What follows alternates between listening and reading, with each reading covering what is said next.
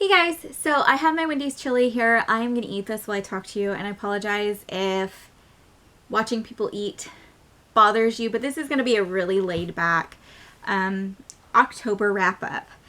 So this month I read one really good book. One book that I'm like, yes, if you like contemporary romance, you need to grab this, or at least put it on your radar, because I know not everybody can get it immediately. Put it on your wait list for the library, whatever you need to do, at least put it on your radar. And that is Get a Life, Chloe Brown by Talia Hibbert. This one comes out November 5th, so it should be up by the time you guys are seeing this video. And I was so excited to get an early copy of this. It is such a cute, cute book. I am still contemplating on giving this one 5 stars. I gave it 4.5. You might as well say 5 stars for me, because I loved it. It is about Chloe who, up until a certain point of her life was healthy and, living it up. And then she was diagnosed with a chronic illness. And after being diagnosed with this chronic illness, she kind of just becomes a hermit, puts herself in this bubble, and, isn't really enjoying life as much as she used to. So she decides she's going to make this bucket list of things that she wants to do to get a life. And it's just activities and just random things that she used to love doing but hasn't done in a while. And of course, because this is a romance, there is a man that comes into this equation, and he starts helping her tackle this bucket list that she has created. And sparks fly, and it's super cute, and I'm not going to say any more than that because I don't want to ruin it for you. But I adored this book, you guys. I adored it. So that was like my 5-star read, and I highly recommend you at least put it on your radar. Now, I did read a book that I gave 1 star. I am not going to go too much into it, just because, again, I gave it a 1 star, but it's called Yummy Addictions by Belle Davis. The reason I gave it a 5 star is because this author used giggly so many times on one page that it just drove me insane. And that's all that I could focus on. I cannot stand when there is no other descriptive word an author can use besides one particular word. It drives me nuts. Drives me crazy.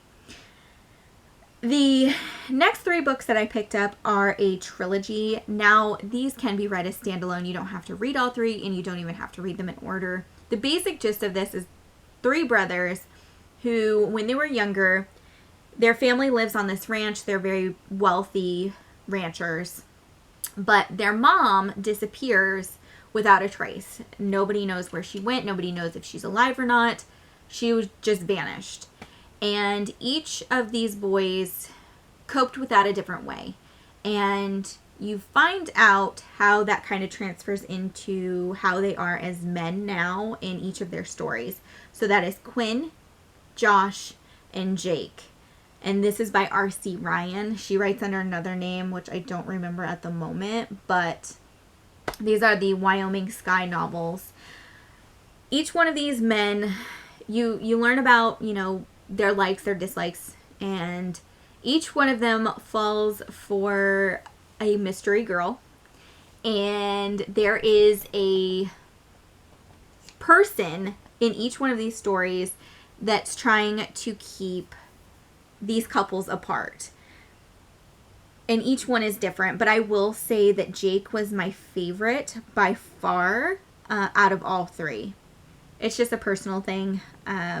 And I know I'm being very vague, but I don't want to spoil anything if you don't want to pick up a certain one. So I'm just trying to be very vague with that. But if you guys like ranching cowboys, rugged, hard on the outside, gooey on the inside, with a little bit of a mystery, you might like that romance. It's not a huge mystery. They're easily solved. But I don't know. That's kind of like my thing. I like reading about these relationships, kind of faded relationships, but there is some sort of mystery aspect trying to keep them apart. I could read that over and over and over and over again without a problem. And that leads me into my next book, which is a Lindsay Sands book. This is number 24 in the vampire series called Immortal Nights. This one is about the European vampires, though, so I was really excited because we keep reading about a vampire in Europe, and, you know, for the most part, we've only heard about the American vampires. And I was really excited to finally read about those European vampires. But it's the same kind of concept. There is a fated love. In this particular one, it's about a life mate. So the vampire has a life mate. These are rare people that they cannot read, and they come around once in a blue moon. Like, they are super duper rare. So of course they know that this is fated, but the other person, they have to try to convince that this is fate, this is love. And, you know, it doesn't always go as smoothly as you would like, but there's always a twist of some sort that is trying to keep these relationships from evolving. And I, like I said, love that. So I can read that kind of stuff over and over again, but I know that for some people it can become very redundant, and it may not be something you want to read every single time, just because every book of hers has that pretty much aspect you can guarantee is going to happen in it. I forgot to let you guys know that Quinn I gave 3 stars, and then Josh and Jake I gave 4 stars, and then for Immortal Nights I did give that one 4 stars. The last book that I picked up that in the month of October is called Raphael by Tilly Cole. This is the first book in the Deadly Virtues series. This is about the 7 deadly sins, and with each sin there is a balance. So there is a good for every sin that kind of offsets that. Raphael is the lust sin. So he goes and kills people that are very lustful, that are, you know, maybe a little bit too promiscuous. That is his thing. He is there to kill them and send them to hell. Now, this is very religious, so if that's something that's not something you want to read about, don't pick this book up. I am also going to say this is super duper dark, so if you are triggered in any way, do not pick this book up, because something in it's going to trigger you. As someone who can read pretty much anything, I don't have anything that kind of sets me off. This was really hard for me to read because there is stuff in here that I just could not get through without feeling sick to my stomach.